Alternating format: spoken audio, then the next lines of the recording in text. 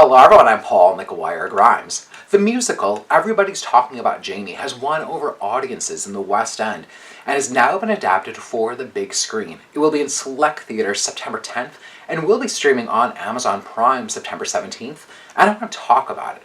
This is Paul's trip to the movies.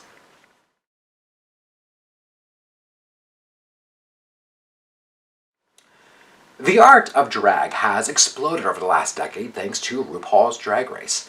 It's hitting a younger and younger audience, including Jamie from Sheffield, England. The movie and its stage version are based on the true story of Jamie New, played here by newcomer Max Harwood. He's celebrating his 16th birthday, and it also happens to be career day at school. Jamie envisions himself being this celebrated performer, model, and drag queen. He's relentlessly teased at school, and yet Jamie finds himself really driven further to live in his true, authentic self. He decides to attend his prom in drag, causing quite the uproar. His best friend Pretty, drag mentor Miss Loco Chanel, and his mom all inspire him down his road to being a drag queen. The film also stars Richard E. Grant, Lauren Patel, Sharon Horgan, and Sarah Lancashire. Everybody's Talking About Jamie comes from director Jonathan Butterowell, who also directed the stage musical. Tom McRae, who wrote the musical's lyrics, has written the screenplay, and composer Dan Gillespie Sells is also back for the movie. Now, I haven't seen the original stage musical, but I can picture it being this large, extravagant piece of theater akin to Kinky Boots. The movie feels like it takes on a smaller, more intimate approach, like Billy Elliot or The Adventures of Priscilla, Queen of the Desert. Now, both of them have now been turned into musicals. It's evident that this small town comes with certain conservative values.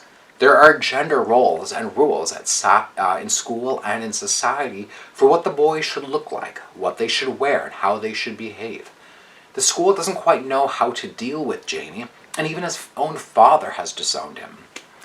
The story is less about performing in drag shows, but rather the power that drag can have over the performer and that inner transformation. Jamie's friend Pretty reminds him to stop waiting for permission to be you.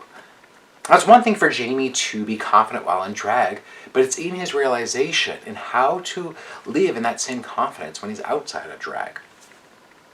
Max Harwood is an energetic delight as Jamie. It's his film debut, and it's clear that he'll have a huge future ahead of himself, whether it's on stage or on screen. Richard E. Grant is also quite lovely as retired drag queen Miss Loco Chanel. He has a really impactful scene with Jamie, recounting Miss Loco's drag history and the impact that AIDS had on the drag community. Everybody's Talking About Jamie may be an unfamiliar title with many people, but it has a really wonderful coming-of-age story with pop-inspired score with high-energy numbers. It's that rare movie musical these days that feels intimate without being distracted by all this A-list Hollywood talent. It should resonate really well with young high schoolers who are looking to find their voice and their passion, much like Jamie's. I'm giving Everybody's Talking About Jamie 3.5 out of 5 ticket stubs. If you like my review today, click subscribe on my YouTube channel. I got to interview Max Harwood, so you'll definitely want to check out that conversation. We talked about a lot of things, and he's got some really good advice out there. Don't forget to follow me on Instagram and Twitter at Paul's Movie Trip, and then go to my website, paulstriptothemovies.com, for even more reviews. Thank you so much for watching my review of Everybody's Talking About Jamie. This is Paul's Trip to the Movies.